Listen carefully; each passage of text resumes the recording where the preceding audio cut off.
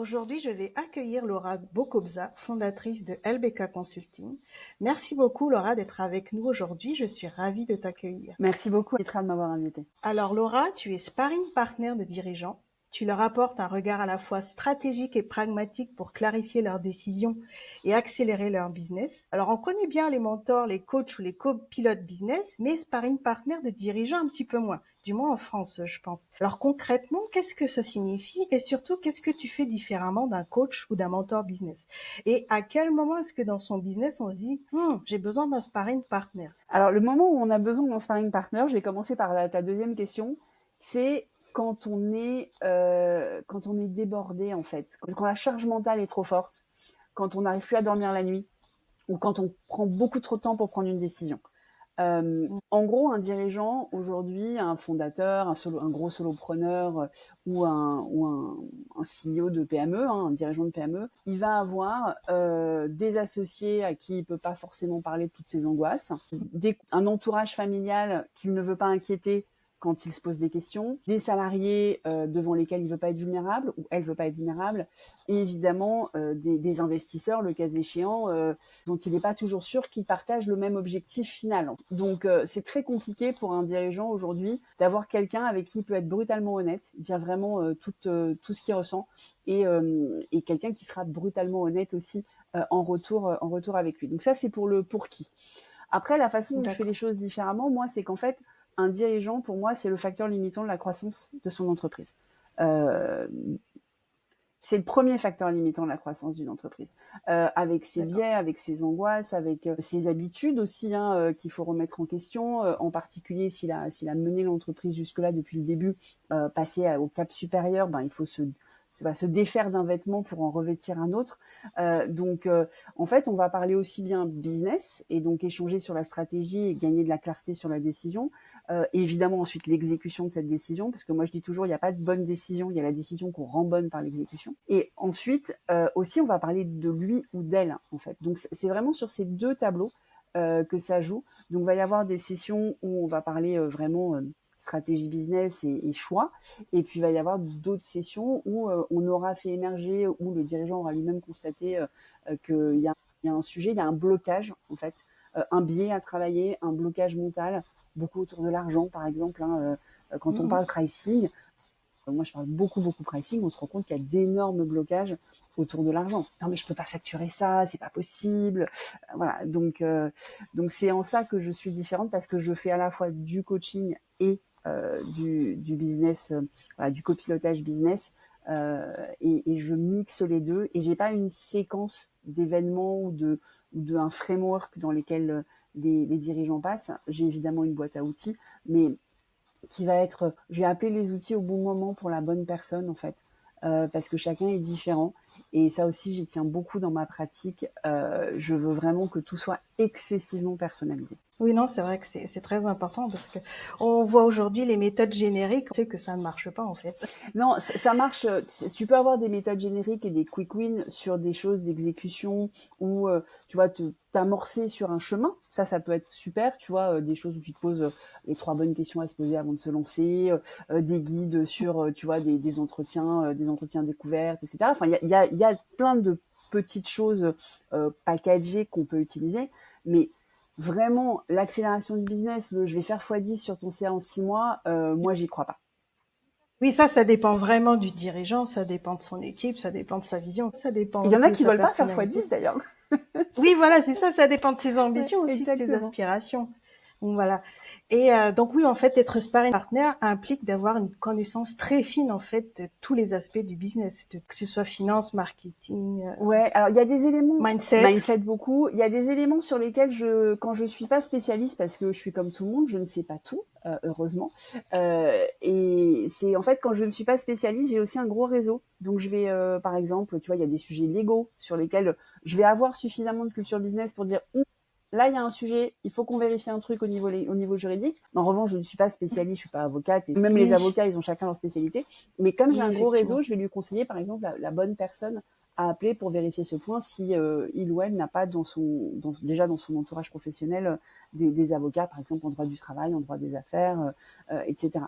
Donc sur des sujets très spécifiques comme les RH ou comme le legal, je vais souvent recommander. Et puis après, dans l'exécution aussi, j'ai tout un réseau de prestataires, partenaires. Alors moi, je prends pas d'apport d'affaires, donc c'est vraiment des gens que je recommande parce que je sais qu'ils travaillent bien en fait et que je D'accord. les ai déjà vus travailler. Ok, super. D'accord. Alors Laura, tu as fait un parcours qu'on pourrait qualifier de rêve, avec de grands diplômes dans de grandes institutions. Et en 2018, tu as choisi de lancer LBK Consulting. Est-ce que tu peux nous parler de cette transition? Quelles étaient tes peurs, ta vision, tes ambitions à ce moment-là? Et qu'est-ce qui t'a donné envie de franchir le pas? En fait, j'ai pas eu envie de franchir le pas, j'ai pas eu le choix. Euh, D'accord? mais je suis très honnête par rapport à ça. Moi, j'ai eu un parcours très corpo, salarié. J'avais besoin de cette sécurité-là. Et puis, je me suis retrouvée à 45 ans sans job, parce que ça arrive D'accord. à tout le monde. Oui. Moi, ça m'est arrivé 2 fois de me retrouver sans job dans ma carrière. Et là, on avait déménagé à Bordeaux pour ce job-là, de Paris. J'ai vécu à l'étranger à Paris, je connaissais pas la région. Au bout d'1 an et demi, 2 ans, je me sépare de mon employeur pour lequel j'étais venue à Bordeaux. Et là, je me dis, il faut que je rentre à Paris. Et c'est mon mari qui m'a dit, pas question. Et il n'y avait pas de boulot en fait. 45 ans, gros Mm. parcours. C'est voilà, les boîtes recrutaient pas à mon niveau de seniorité et à mon Voilà, trop vieille, trop chère, comme ils comme ils disent. disent, mais en fait Et surtout, trop qualifiée voilà, ils aussi. disent trop qualifié. En fait, ce qu'ils veulent dire, c'est elle va poser des questions, quoi. Tu vois, je vais pas laisser, Oui, voilà, je vais oui, elle va challenger, embêter voilà, son. je vais challenger, je vais apporter mes idées à moi, voilà. Ouais, Donc, donc en fait, bon, j'avais un peu le temps parce que la séparation avait pas été horrible, donc j'avais quelques mois de préavis non effectués, mais payés pendant lesquels, tu vois, me poser des questions et puis donner un peu de mon temps, comme j'avais déjà eu une séparation quelques années avant. J'avais râlé en fait quand j'avais retrouvé un job assez vite pour me disant mais mince, j'ai rien fait, j'ai pas fait de bénévolat, tout ça. Donc je me suis mise à faire du bénévolat tout de suite. Et donc j'ai accompagné des d'accord. startups. Et puis il y en a une au bout de quelques temps qui m'a dit mais en fait tu nous apportes trop de valeur, faut qu'on te paye quoi. Donc je les remercierai jamais assez D'accord. parce qu'ils ont été super Ah honnêtes. bah oui. Et donc c'est à cause d'eux que j'ai déposé un cabis en fait. J'ai créé ma société. J'ai pas voulu me mettre en auto-entrepreneur micro entrepreneur individuel, enfin ça a plein de noms, parce que je me suis dit si je fais ça, je le fais à fond. Et donc Ouais, voilà. la limite de CA me convient pas, donc je vais tout de suite me mettre en société. Et puis ça fait 7 ans, ouais. Donc D'accord, ok, et ça super. s'est construit, ouais, ça s'est construit petit à petit en fait, mais vraiment par hasard au début. Super. Ok, comme quoi il n'y a pas de hasard en fait. C'est ça. Quand on est entrepreneur ou dirigeant, on aime bien pointer du doigt le contexte économique, politique ou technologique pour justifier un manque de croissance, voire même un échec. Mais selon toi, en tant que sparring partner, est-ce que c'est vraiment la cause principale ou est-ce qu'il y a aussi des problèmes internes à régler et qui contribuent justement à ce manque de croissance? Alors, en fait, tu as raison, le macro-environnement, donc ce qu'on appelle l'analyse Pestel, pour ceux qui ont fait du marketing dans Ouais. leur jeunesse, tous ces aspects-là macro, ils ont un impact.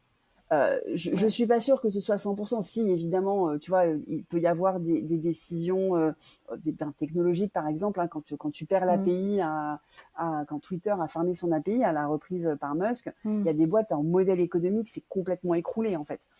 Donc oui, ça peut, ouais, ça peut avoir des impacts énormes, mais surtout, ce qui a un impact énorme, c'est quand tu le fais sans te rendre compte que tu l'as fait. C'est-à-dire qu'on est tous dépendants, Mm. on vit dans un monde de codépendance aujourd'hui, que ce soit au niveau Complètement. environnemental, technologique et social et sociétal, mais il faut entrer dedans en connaissance de cause et donc toujours avoir un plan B. Et c'est là que la veille est super importante, la détection de Mm. signaux faibles. Tu vois, la seconde où Musk a dit, avant même qu'on croit que ce soit vrai, Mm. je vais racheter Twitter, tout de suite, moi je suis au board d'une entreprise qui s'appuyait beaucoup sur Twitter et qui a commencé tout de suite à regarder comment est-ce qu'on fait si jamais on n'a plus Twitter. Tout de suite. Et il y a d'autres entreprises qui n'ont pas commencé tout de suite, qui se sont dit non mais c'est bon, jamais il va le faire, on n'y croit pas. Donc oui, en fait, il y a plein de choses qui peuvent perturber fortement ton business, fortement. Plus tu les anticipes, plus tu es résilient. D'accord. J'ai parlé aussi d'un sujet un petit peu délicat. Moi, je trouve qu'on parle trop peu de l'impact que peut avoir l'ego d'un dirigeant, d'un entrepreneur ou d'un manager sur une boîte. Est-ce que toi, dans ton parcours, tu as vu des cas où c'est clairement l'ego qui sabotait toute croissance? Et est-ce que tu aurais une anecdote croustillante à nous partager? Moi, j'ai pas accompagné des gens dont l'ego bloquait la croissance pour la simple et bonne raison que les gens qui ont cet ego-là, ils appellent pas un sparring partner. Ils pensent qu'ils vont s'en sortir tout Oui, seuls. c'est vrai, c'est l'ego est Donc trop fort. l'ego trop fort, c'est pas des gens qui vont chercher un accompagnement. Euh, j'ai vu des gens dont les investisseurs ont recommandé qu'ils soient accompagnés par moi qui ont refusé. Ça, j'en ai vu. Parce que ils ont pas besoin et ils ont fait genre oui et puis de mois en mois à chaque fois que je lançais alors on commence quand et en fait on n'a jamais commencé 6 mois plus tard. Donc voilà, ça j'ai vu. Qui se cache évidemment derrière le j'ai pas de temps, hein, parce qu'ils vont pas dire j'ai pas besoin. J'ai pas le temps, c'est bien sûr parce que c'est bien un des problèmes d'ailleurs, hein, la surcharge de l'agenda du dirigeant pour moi est un gros symptôme qu'il a besoin de moi.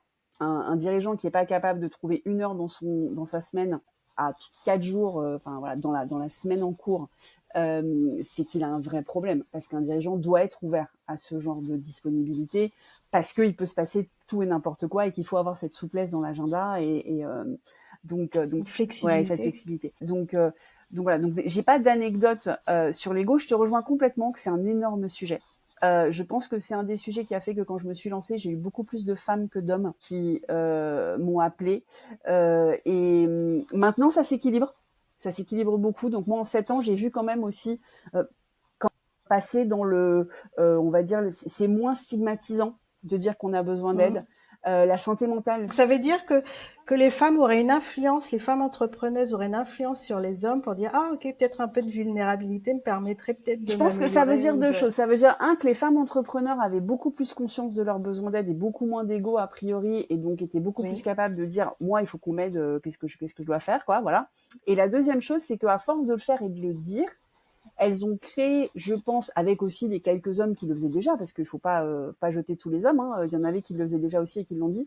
Et on a commencé à bouger la fenêtre d'Overton, en fait, sur ce sujet-là, et donc à sortir l'accompagnement du dirigeant d'un statut un peu tabou, d'une omerta, en fait. Et donc maintenant, il y a de plus en plus de gens qui le disent. Et donc j'ai des appels j'ai beaucoup plus d'appels d'hommes maintenant. Donc là maintenant, je suis dans un accompagnement. Autant au début, j'étais plutôt à 90-10. Là, je suis quasiment à 50-50 entre hommes et femmes. Donc c'est bien la preuve que c'est rentré en fait dans les mœurs entrepreneuriales que de dire quand on est un entrepreneur, mais c'est comme un athlète de haut niveau. Un athlète de haut niveau, il a 5-6 personnes dans son staff qui ont tous des sujets différents. Et donc moi, je fais partie de cet entourage proche des dirigeants. Je les accompagne 3 à 9 mois généralement sur des moments charnières, comme j'ai dit, le moment où ils ont la tête dans le guidon, ça peut être avant ou après une levée, ça peut être lors d'un conflit d'associés, ça peut être en phase d'hypercroissance. Là, d'un coup, ça prend et ça va trop vite. Ou ça peut être le pivot aussi, comment je fais pour passer, pour faire autre chose. Et donc là, je me rends compte que je suis pas la seule et c'est tant mieux. Alors Laura, tu as créé le Comment du Pourquoi, donc une newsletter qui parle d'actu-tech, business et marketing. Et dans un contexte qui bouge aussi vite qu'en ce moment, on a besoin de rester compétitif et d'innover en permanence. Bon, tu l'as abordé tout à l'heure. J'aimerais qu'on on en parle un petit peu plus. Et ça veut dire aussi savoir donc pivoter rapidement. Et pour ça, on a besoin donc de garder le contact avec son marché. Et selon toi, est-ce que justement faire une veille régulière et structurée fait vraiment partie des habitudes des entreprises et des entrepreneurs aujourd'hui? Ou est-ce que beaucoup avancent encore trop souvent à l'aveugle et en misant juste sur l'intuition ou l'ego, justement? En fait, je pense qu'il y en a beaucoup qui pensent faire une veille mais qui font pas une vraie veille. En fait, ils sont convaincus, ils sont convaincus qu'ils font les choses bien. Tu vois, on leur a dit il faut faire de la veille, etc. Ils sont convaincus qu'ils font les choses bien, mais en fait, ils sont dans leurs œillères. Et en particulier à cause d'un concept qui est pas moi qui l'ai inventé, ça s'appelle le job to be done. En fait, ils ne voient pas sortir les alternatives à leurs produits. Au-delà des signaux faibles sur le pestel dont on a parlé tout à l'heure, il y a aussi des signaux faibles internes. Donc sur ton propre marché, comment est-ce que les gens évoluent, comment est-ce que ton univers concurrentiel évolue. Donc les concurrents identifiés ou les alternatives identifiées, ils vont les suivre. Et c'est généralement pour ça qu'ils disent non mais c'est bon, je fais de la veille. Ils vont pas parler à leurs clients suffisamment. Ils ne parlent pas à leurs clients. Moi, ça me rend dingue. Quand je parle à un dirigeant et que je lui dis c'est quand la dernière fois que tu as déjeuné avec ton top 3 clients, ah ben non, mais c'est bon, le CSM s'en occupe. Mais non, en fait, non. Parce qu'il va te dire, lui, s'il a été, tiens, il y a 15 jours, j'ai été appelé par un de tes concurrents, il va pas te le mettre dans un mail, il va pas te le dire au téléphone, il va peut-être te le dire au déjeuner, s'il t'aime bien et si t'es effectivement, il veut te garder. Alors que, donc ça, en fait, on a complètement perdu ce sens du relationnel de dirigeant à dirigeant. Il y a plein de dirigeants qui disent des salons, j'y vais pour exposer. Super. Mais fais un tour dans les allées. Va voir aussi ce qui se passe. Va voir où traînent tes clients.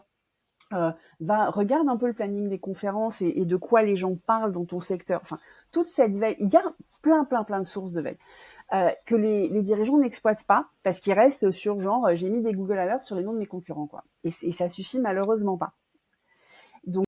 Donc c'est pour ça. Moi j'ai fait le comment du pourquoi, c'est assez générique parce que je peux évidemment pas rentrer dans les secteurs, donc ça va pas parler de veille concurrentielle. En revanche, on va parler de tendances de consommation B2B ou B2C qui changent. Et donc là il y a des signaux faibles. Moi ça fait par exemple déjà 3 ans que je parle du dark social comme étant le canal qui va être le canal à préempter si on veut survivre à l'abondance, à la crise de l'attention en fait, des réseaux sociaux et avec l'IA ça c'est encore, aujourd'hui, le dark social, c'est devenu quelque chose dont tout le monde parle. Moi, j'ai commencé à en parler il y a 3 ans parce que je l'ai vu émerger, j'ai donné une conférence sur le sujet et tout. Donc, oui, il y a des changements de comportement des consommateurs qui sont importants de suivre.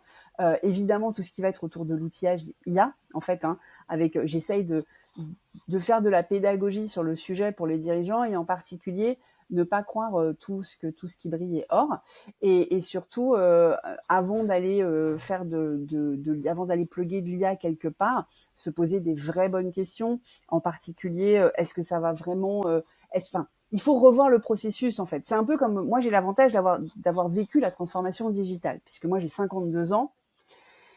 Et donc moi je sais comment ça s'est passé à l'époque puisque je l'ai vécu, je l'ai implémenté chez certains et donc j'ai vu à quel point le fait de passer au digital, on transposait pas en fait du papier au digital. Les seuls qui ont transposé du papier au digital, voilà, c'est le gouvernement qui a mis des CERFA sur internet, mais normalement il fallait vraiment revoir le processus en entier. Et en fait avec l'IA on est exactement là-dedans parce qu'avec l'IA on n'est pas sur c'est bon on va déléguer à l'IA des tâches qu'on fait déjà. Si on les fait, c'est qu'elles sont suffisamment importantes pour qu'un humain le fasse. Alors, il y a peut-être des façons d'augmenter cet humain, mais il faut lui demander à lui. Il ne faut pas que ça vienne du dirigeant. Il faut demander à l'opérationnel exécutant. Et puis surtout, on va faire des choses qu'on ne faisait pas avant. Parce qu'avant, il y a des choses qu'on aurait bien aimé faire, mais comme manuellement, ça demandait beaucoup trop d'investissement pour un ROI faible, c'est là que le ROI peut s'inverser, si tant est qu'on a de la data solide, une IA robuste et pas de souci de confidentialité. Parce qu'après, il y a aussi beaucoup de risques à tout ça. Mais tout ça, j'en parle en fait dans la newsletter pour que les dirigeants commencent aussi à s'acculturer. Et puis, comme j'ai quand même, je reste quand même une femme de 50 ans qui a fait des études d'ingénieur dans les années 90, donc j'ai une femme de la semaine chaque semaine. Du coup, je te propose de rebondir sur la stratégie. Donc, c'est un sujet que j'aime beaucoup, mais je trouve qu'aujourd'hui, j'ai l'impression que c'est devenu un mot fourre-tout. Ouais. Et ce que je constate souvent, c'est que quand on parle de stratégie, beaucoup se contentent de définir des objectifs et un plan d'action, et puis au final, ils se retrouvent avec une longue to-do list. Ouais. Mais pour toi, justement, en tant que sparring partner, c'est quoi vraiment la stratégie? C'est quoi la vraie stratégie? La vraie stratégie, c'est choisir ce qu'on va pas faire. La vraie stratégie, il y a plein de dirigeants qui me disent oui, je suis débordée. Quand on regarde leur agenda, je dis mais là pourquoi tu passes du temps là-dessus? Pourquoi tu passes du temps là-dessus? Et c'est ah oui mais non, mais on sait jamais. Ben non en fait. En fait, il faut avoir des vraies convictions. C'est-à-dire qu'un dirigeant qui papillonne sur plein de directions différentes, c'est souvent qu'il a peur. Qu'il a peur et qu'il n'a pas confiance. Il a peur de rater quelque chose, il a peur de rater une opportunité, il a peur de son business nominal en fait s'écroule, qu'il a peur que ça s'écroule et donc il veut avoir plein de portes de sortie, etc. Et donc en fait, alors moi j'entends les peurs et je dis pas qu'il faut pas avoir peur, je dis pas qu'il faut pas préparer l'avenir et avoir une diversification, etc. Mais pas en testant tout et n'importe quoi et pas en testant tout et n'importe quoi en même temps. Parce qu'il y a ça aussi. Oui. Il y a le séquençage de ça. Il y a comment est-ce que je fais en sorte que mes ressources elles soient optimisées pour et comment je fais des tests. Évidemment qu'on va faire des tests. Ni le dirigeant ni moi ne savons exactement ce qui serait la meilleure décision. Encore une fois, il n'y a pas de bonne décision, il y a celle qu'on rend bonne. Et moi, je suis pas Madame Irma. Moi, je viens pas comme en gourou en disant c'est ça qu'il faut que tu fasses. Pas du tout. Pas du tout. On ne sait pas. En revanche, il y a des bonnes méthodes pour faire des tests. Il y a des façons de lancer des nouvelles initiatives. Et puis, il y a aussi la façon dont on va le regarder sur l'année. Donc, pour moi, la bonne stratégie, une stratégie qui porte vraiment le nom de stratégie, c'est une stratégie qui va donner vraiment un focus à l'ensemble de l'organisation parce qu'une stratégie, elle n'est pas juste dans la tête du dirigeant. Une stratégie, elle doit se vivre au quotidien par l'ensemble des équipes. Elle va se décliner, du coup, en chemin. Donc le chemin Ouais. pour atteindre les objectifs dépend de la stratégie. Il y a des routes qu'on prendra pas parce que c'est la stratégie dit que c'est pas comme ça qu'on va faire. Et ça, c'est très important aussi. Il y a beaucoup qui disent la stratégie, c'est la destination. Non, la stratégie, c'est le chemin pour arriver à la destination. La destination, c'est la vision. Voilà. Et donc, ça veut dire avoir fait des choix pour prendre ce chemin-là et pas un autre, et avoir autorisé, parce qu'on peut s'autoriser quelques tests, donc quelques chemins de traverse, mais bien, bien précis. Alors, évidemment, avant, on le faisait sur 3 ans, sur 5 ans. Quand moi, j'ai commencé le marketing dans les années 90, c'était très long. Aujourd'hui, le monde va beaucoup plus vite, donc on a du mal à projeter des stratégies à plus d'un an, et il faut les revoir à mi-année parce que le contexte évolue à une telle vitesse qu'il faut revoir. Et donc là, les gens me disent, non, mais du coup, on n'en a pas besoin. Bah si, on en a quand même besoin. Et c'est bien ça le problème, en fait. C'est que, d'abord, on a mis le mot stratégie sur tout et n'importe quoi. La stratégie email, la stratégie social media, la stratégie de pricing. Ça, c'est pas des stratégies. Il y a une stratégie d'entreprise, c'est celle-là dont on parle, qui, elle, doit effectivement être... et la stratégie d'entreprise, elle peut pas exister. Souvent, les entrepreneurs qui te répondent à toi, c'est qu'ils n'ont pas calé ce que moi j'appelle le supra, c'est-à-dire la vision et la mission. Donc la vision, c'est Complètement. dans quel monde je veux contribuer à faire émerger, et la mission, c'est comment moi je contribue à le faire émerger. Et si on n'a pas Souvent, c'est flou, c'est très effectivement. flou. En fait, c'est pas que c'est flou, c'est que les gens disent ouais, mais c'est bon, ça sert à rien. Ou alors ils vont dire qu'ils ont trouvé leur why. Ils vont dire qu'ils ont trouvé leur why, mais le why, ça suffit pas. Alors le why, moi j'adore Simon Sinek, j'ai lu tous ses bouquins. Je dis pas que c'est pas bien, mais c'est pas la même chose qu'une vision et une mission. Le why, c'est presque ton élan vital, c'est ce qui va faire que tu te lèves le matin. Et d'ailleurs, c'est intéressant pour un dirigeant de bien avoir identifié son élan vital. Ça fait partie des exercices que je suggère à certains, sachant que moi je suis donc aussi dans le collectif Sidekick, qui est un collectif de sparring partners dans lequel l'élan vital est quand on accompagne dans le cadre de Sidekick, l'élan vital est vraiment la pierre angulaire en fait de l'ensemble de l'accompagnement. Et ça peut être très éclairant pour un dirigeant de bien comprendre son élan vital, et ça va l'aider à faire des choix évidemment pour la croissance de son entreprise, mais aussi qui lui correspondent. Parce que moi, même avant de rencontrer Sidekick, et c'est pour ça qu'on s'est trouvés, je disais déjà, quand je te disais, il n'y a pas de bonne solution ou il n'y a pas un framework dans lequel tout le monde va, il faut que tout reste aligné avec la personnalité du dirigeant. Ça, c'est hyper important. Tu vas pas demander à un timide d'aller faire la tournée des conférences. Et tu vas pas Ah oui, complètement, ça collera pas. Il va tenir 5 minutes voilà, et après ça collera pas. Et donc, faire un burn-out. Exactement. Tu vas pas demander à quelqu'un qui déteste le sport, dont je fais partie, de s'entraîner pour le marathon l'année prochaine. Alors qu'il y a des dirigeants, au contraire, où c'est leur donner un objectif en dehors de leur entreprise pour un dépassement de soi au niveau physique.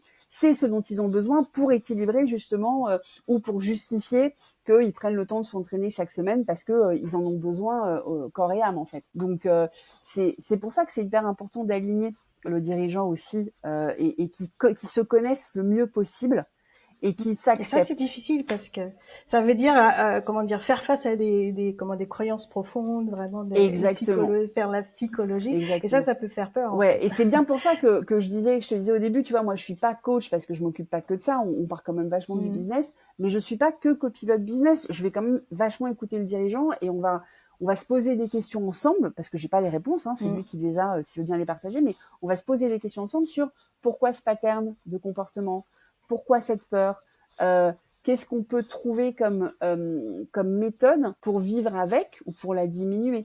Et les méthodes vont être, les tips que je donne vont être très très très différents d'un entrepreneur à l'autre, parce que encore une fois, il faut que ça résonne avec qui ils sont, avec aussi leur environnement familial. Je te disais, j'ai accompagné beaucoup de femmes. Il y a des femmes, les femmes ont aujourd'hui encore malheureusement, mais ça y est, je commence à avoir des hommes qui ont aussi les mêmes contraintes, des contraintes par exemple d'horaire. Genre, moi, entre 17 et 21 heures, je travaille pas. Tu vois, pour beaucoup de femmes. Ou une culpabilité plus grande à prendre du temps pour elles. Tu vois, quand moi, il y en a où je leur dis, mais t'as besoin une demi-heure de marche toute seule ou 1 heure de massage. Ou, parce qu'on n'ose pas, en fait. Ben, les femmes, j'ai disent, non, j'ai pas le droit. Plus que les hommes. Ouais. Et non, il faut que je fasse, j'ai ça avant à faire. Et alors qu'en fait, c'est un peu comme le masque d'oxygène dans l'avion. Si tu le mets pas sur toi, tu pourras pas le mettre sur d'autres et tenir à la fois ta vie perso et ta vie pro à bout de bras, en fait. Oui, voilà, sur la durée, on ne tient pas, Ouais, en fait. exactement. On peut pas, c'est juste pas possible. Et puis, on n'est pas performant aussi, du coup. Exactement. On donne pas le meilleur de soi-même. Alors, parlons maintenant de toi en tant qu'indépendante. Donc, ça fait 7 ans que ton activité existe. Est-ce qu'il y a eu des moments où tu as eu envie de tout arrêter ou de tout réinventer? Et quelle est ta plus grosse problématique, la plus grosse que tu aies rencontrée dans ton activité d'indépendante jusqu'à maintenant, et comment est-ce que tu y as fait face? Alors, moi, je me suis lancée donc fin 2018. J'ai vu une année 2019. Bon, j'avais déjà un gros réseau. J'ai toujours été une femme de réseau. Donc, mon année 2019 de lancement était pas trop difficile parce que j'ai dit à mon premier cercle, voilà, je me lance, etc.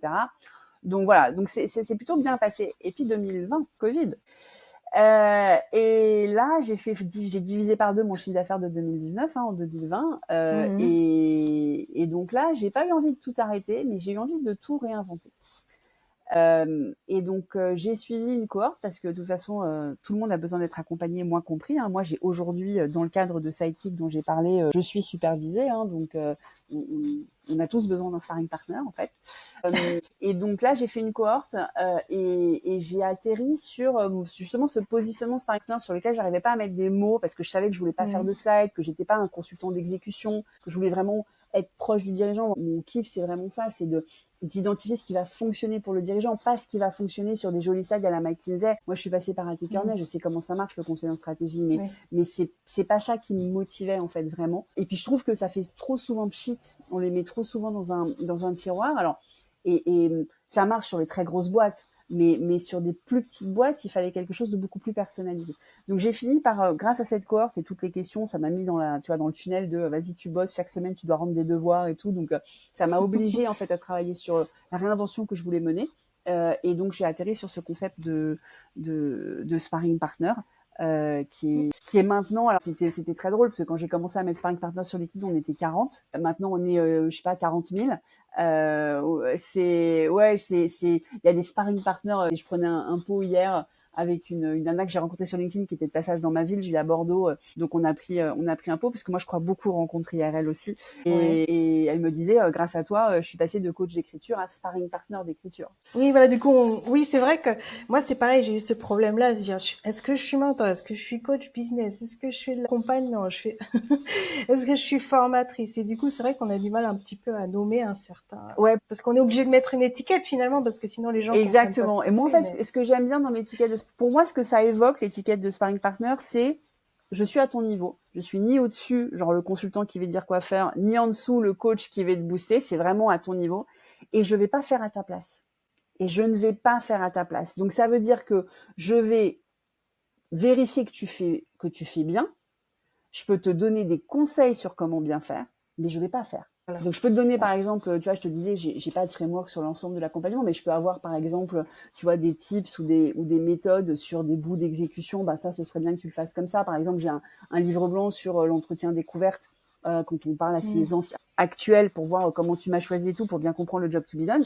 J'ai des méthodes, je te la fournis, il n'y a pas de problème. Mais je vais pas moi faire les entretiens, je vais pas faire l'analyse des entretiens. C'est à toi de le faire. Et ça aussi, dans le concept de sparring partner, c'est extrêmement important. Moi, il y a beaucoup de dirigeants, quand ils m'appellent, qui me disent, mais comment ça, je vais devoir tenir le stylo? Ben oui. Ouais, après, c'est pas le même prix non plus, tu vois, qu'un consultant qui va tout faire. Mais parce qu'en plus, enfin, moi, ce dont je me rends compte aussi, c'est que si on veut que le changement soit vraiment profond et dur dans le temps, il faut mouiller le maillot, en fait. Et justement, si tu devais donner un seul conseil aux entrepreneurs qui développent leur activité aujourd'hui, qui sont peut-être pas encore à 7 ans, mais qui y approchent ou qui sont en cours et qui t'écoutent aujourd'hui, qu'est-ce que tu leur donnerais comme conseil, justement? Le premier, c'est de bien se connaître. Parce qu'en fait, ça, quelle que soit la taille de boîte, qu'on soit solopreneur ou dirigeant de PME, par exemple, en ce moment, la grande mode, c'est là, et c'est normal, on est à un moment charnière de notre générationnel, en fait, des reprises d'entreprise. C'est-à-dire qu'aujourd'hui, il y a, on le sait, il va y avoir je ne sais pas combien de dirigeants de PME qui peuvent pas partir à la retraite parce qu'ils n'ont pas de succession identifiée. Et donc, ils vont chercher à vendre leur entreprise, en fait. Soit parce que leurs enfants, soit parce qu'ils n'ont pas d'enfants, les enfants ne veulent pas la reprendre, ou parce que, et quand les enfants ne veulent pas la reprendre, ils n'ont pas en interne, ils n'ont jamais fait grandir des gens au niveau de reprendre. Donc là, on va entrer dans une grande phase de néo-dirigeants. Parce que là, on a beaucoup parlé des entrepreneurs, en fait, de ceux qui créent quelque chose, qu'ils soient solo ou pas. Mais là, on va se retrouver avec des néopreneurs, des gens qui ont été cadres pendant très longtemps en entreprise et qui se retrouvent à reprendre une boîte alors qu'ils avaient été que DG, par exemple, d'une boîte qui leur appartenait pas, ou DGA ou directeur financier. Et le premier truc pour tous ces entrepreneurs, néopreneurs, solo, etc., c'est connaissez-vous vous-même. Parce que c'est seulement avec la lucidité sur soi-même qu'on saura où sont nos angles morts, où sont nos vraies compétences, parce qu'on a tous des compétences. Alors pour moi, on a 3 types de compétences. On a les compétences hard skill, ça c'est technique, ce que je sais faire. On a évidemment le soft skill, ça c'est tout l'entre-gens, etc. C'est tout ce que j'apporte aussi en communication, en réseau et tout. Et on a les energy skills. Ça, c'est un concept qui a été développé. Il y a un questionnaire d'ailleurs là-dessus. Moi, je suis certifiée là-dessus, qui s'appelle Map and Match, qui est où sont mes appétences à faire? Qu'est-ce qui me donne de l'énergie? Qu'est-ce qui me draine de l'énergie? Et ça, c'est en fait hyper important. Moi, dans certains de mes accompagnements de dirigeants, je leur fais passer le questionnaire parce qu'en fait, ils se connaissent pas suffisamment. Où ils jouent un rôle et du coup, ils savent plus en fait qui ils sont. Exactement. En fait. Et en fait, on se rend. Ils s'épuisent, mais ils savent pas pourquoi. Et en plus, ça va aussi te dire comme est ta façon d'aborder les problématiques et dans des problématiques de communication, on parle beaucoup de méthodes que moi j'estime assez peu. Elles sont, il y a que 4 cases. On peut pas mettre l'humanité dans 4 cases. Je suis désolée. Les 4 cases, moi je n'y crois pas. Ça ne peut pas marcher. C'est pas possible. Alors que Map and Match, les combinaisons sont infinies. Et combien de fois, quand je fais un débrief Map and Match avec des dirigeants, ils me disent waouh, j'arrivais pas à mettre les mots dessus. Et là maintenant, je peux expliquer à mes équipes comment je fonctionne et je peux expliquer à mon associé comment fonctionne. Enfin, et le fait de se connaître comme ça leur donne plein de clés pour ensuite tout améliorer, y compris dans la communication avec leurs collaborateurs et tout. Donc, premier conseil que je donne, c'est bien se connaître. Deuxième conseil que je donne, c'est rester curieux. Et ça, c'est hyper important. Et même dans leur secteur, tu vois, moi, on m'a beaucoup reproché. Moi, il y a des dirigeants qui, par exemple, je me rappelle, il y a 2 ans, un dirigeant m'appelle, ils étaient 3 associés. Lui, il kiffe mon contenu, il adore ma newsletter, etc. Il veut bosser avec moi. Ils avaient décidé de se faire accompagner. Mais bon, ils sont 3, donc il faut que je rencontre les 2 autres. Et je rencontre les 2 autres. Et le CEO, puisqu'il est 3 associés, me dit, mais quelles expériences vous avez dans notre secteur? Et j'en avais pas. Et très souvent, j'en ai pas. Parce qu'en fait, moi, j'estime que ça fait partie de ma force de venir avec des idées challengeantes, d'avoir les questions du candidat en fait, et d'apporter aussi les apports de secteurs que je connais pour le coup, mais qui font différemment. Complètement. Et pour le coup, pour ce CEO, en fait, j'ai compris ce qu'il voulait, c'était quelqu'un qui connaissait tellement bien le secteur qu'il allait lui ouvrir des portes commerciales, ce qui n'est pas du tout mon positionnement, ce qui n'est pas du tout mon accompagnement. Et donc, on n'a pas travaillé ensemble. Mais cette connaissance du secteur, moi, je ne crois pas qu'elle soit indispensable. Et d'ailleurs, je le dis là. Ce matin encore, je donnais une office hour pour Paris Senco dans le secteur de l'e-santé. L'e-santé, il y a plein de réglementations. Enfin, c'est quand même un secteur extrêmement spécifique. Moi, je dis toujours, attention, je suis pas spécialiste du secteur. Il y a des choses que je connais pas. Alors, je fais beaucoup de veille, comme je te l'ai dit, donc je vais quand même avoir un vernis. Tu vois, je suis pas à 0, mais généralement, je dis toujours aux dirigeants, le spécialiste de ton secteur, de ton marché, de tes clients, c'est toi. Moi, je suis là pour t'aider à faire accoucher de ce que tu as peut-être vu, mais pas enregistré ou mal interprété, déjà. Et puis ensuite, pour orienter, t'aider à accoucher ta prise de décision, parce que parfois, on le sait que prendre une décision, c'est hyper dur. Et donc le deuxième conseil, c'est sois curieux. Le troisième conseil, c'est sois pas seul, en fait. Ça, c'est plus difficile aussi, je trouve. De trouver les bonnes personnes avec qui il m'appelle déjà. Bien sentir, en fait. Voilà, on sait. Mais non, mais c'est vrai que la solitude du dirigeant, moi j'ai une copine qui fait elle fait une thèse sur la solitude du dirigeant en sciences de gestion, parce que la solitude du dirigeant, c'est quand même le truc le plus horrible. Et comme je le disais en tout début, tu vois, il a personne à qui parler et avec qui être soi-même. Les cercles de parole, il y a de plus en plus de trucs tu vois, des week-ends, des masterminds, des cercles de parole, etc. Donc c'est super. Moi je trouve ça très bien. Enfin tout ce qui peut aider les dirigeants à ne plus être seuls, c'est super. Le groupe, il faut faire très attention dans les sessions de groupe à comment c'est animé. Parce que il y a aussi des biais collectifs, des biais de groupe qui peuvent faire que c'est toujours le même qui parle ou quoi. Donc voilà. Mais moi, Ça peut être ça peut dangereux être dangereux aussi. Comme l'individuel aussi peut scléroser, hein, donc tout a du bon, hein, donc tout a ses. Mais oui, enfin, en tout cas, il y a suffisamment de modalités de ne pas être seul pour que Ouais, un dirigeant ait maintenant accès à plein de choses. D'abord, il a accès à plein de oui, contenus gratuits c'est à vrai. Mmh. consommer de plein de gens différents qui font ça très bien. Il y a de plus en plus de communautés privées également. On Mmh. parlait des solopreneurs. Moi aujourd'hui, un solopreneur qui est, tu vois, qui est même s'il est encore auto-entrepreneur, tu vois, mais en haut du panier des auto-entrepreneurs, il faut qu'il soit dans Mmh. des communautés du type le board ou tu vois qu'il est déjà ses pairs en fait. Hein, that's my Mmh. people, tu vois. Il faut vraiment qu'il trouve des gens avec qui échanger, déjà en one-to-one Mmh. de façon informelle, hein, sans rémunération, et puis avoir des pairs avec qui échanger, et puis voilà, juste discuter. Il y a des réseaux d'affaires aussi, hein, locaux, digitaux, enfin il y en a plein. Le but c'est de ne pas être seul. Et après, Ouais. le truc ultime, c'est le mastermind ou l'accompagnement individuel, où là, en plus, tu vas vraiment acter que tu vas faire les choses différemment. Mais déjà, te rendre compte que tu n'es pas seul à avoir tes doutes, tu n'es pas seul à avoir des difficultés. Il y a même dans des fédérations, dans des secteurs, il y a des secteurs qui sont très... où les concurrents, en fait, se parlent beaucoup de leurs chiffres euh, parce que parce qu'ils ont besoin aussi d'avoir une idée du secteur. Enfin, tu vois, je pense à des organisations professionnelles qui fédèrent les arts de la table, tu vois, les maçons, enfin, pour au moins avoir des, voilà, et qui permet d'avoir de la donnée marché en fait tous ensemble et là où tu dis ok je suis pas seule, le marché va bien par exemple ou enfin, et Mmh. ça permet aussi de pas juste se regarder ou regarder son fil LinkedIn en se disant mon Dieu je suis nulle par rapport aux autres alors qu'en fait ce que les autres disent c'est que des mensonges. Alors maintenant, si on se tourne vers l'avenir, Laura, quelle est la prochaine étape que tu prévois pour LBK Consulting? Alors moi moi en fait depuis 4 ans donc j'ai lancé la newsletter et depuis 3 ans j'ai lancé des conférences sur les Mmh. tendances.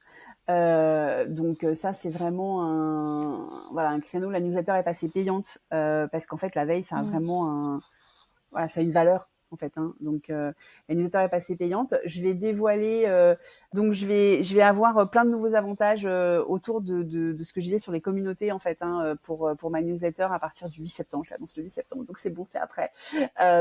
Parce que je pense que comme je disais, moi je parle du dark social depuis longtemps. J'ai donné des conférences dessus et en fait je me rends compte aujourd'hui que les gens, et surtout dans ce monde d'IA, ça a tout accéléré, les gens ne font plus Mmh. confiance à une marque, ils font confiance à des individus. Et donc en fait, le fait d'être dans des communautés privées où tu peux te voir en vrai, où tu peux t'appeler au téléphone, enfin, on est encore dans un monde où le synchrone c'est plus difficile pour l'IA, donc on fait encore confiance. Mmh. Donc je vais développer ça. Donc je fais partie du collectif Sidekick aussi, et ça c'est génial parce que ça me permet vraiment de grandir, d'être supervisée, de moi grandir en tant que sparring partner et en tant qu'entrepreneur. Donc de continuer aussi ça et puis donc pour la première fois je lance un petit produit avec des cabinets de curiosité, donc qui sait où ça va m'amener. Oui, justement, cette année, tu fais partie des bandelistes Mm. heureux qui ont été choisis pour participer au cabinet des curiosités avec un petit produit. Donc, on ne peut pas encore nommer Non, ton petit produit on peut parce pas. que voilà, il faut attendre encore un petit peu, mais il sera disponible dès l'ouverture des ventes. Et sinon, en dehors de ça, du coup, où est-ce qu'on peut te retrouver au quotidien pour les personnes qui souhaitent te suivre ou qui souhaitent justement faire appel à toi parce qu'ils se disent, ah, effectivement, j'ai peut-être besoin d'un sparring Alors partenaire. déjà, il y a mon LinkedIn. Hein, je publie 3 à 4 fois par semaine sur LinkedIn, donc très régulièrement. Donc Laura Bocobza. Et Mhm. j'ai ma newsletter que tu as gentiment cité, le comment du pourquoi, chaque semaine, chaque lundi matin 7 heures dans ta boîte mail, avec une version gratuite et puis une version un peu plus longue et plus dense pour les payants avec d'autres avantages communautaires. Donc ça, c'est vraiment les deux canaux principaux sur lesquels me retrouver. D'accord, ok. Mais je mettrai les liens en dessous de la Merci. vidéo, comme ça les gens pourraient cliquer dessus. Et puis, en tout cas, merci beaucoup Laura. Merci à toi, C'était Anitra. très intéressant. On a appris plein de choses. Merci beaucoup de m'avoir invité.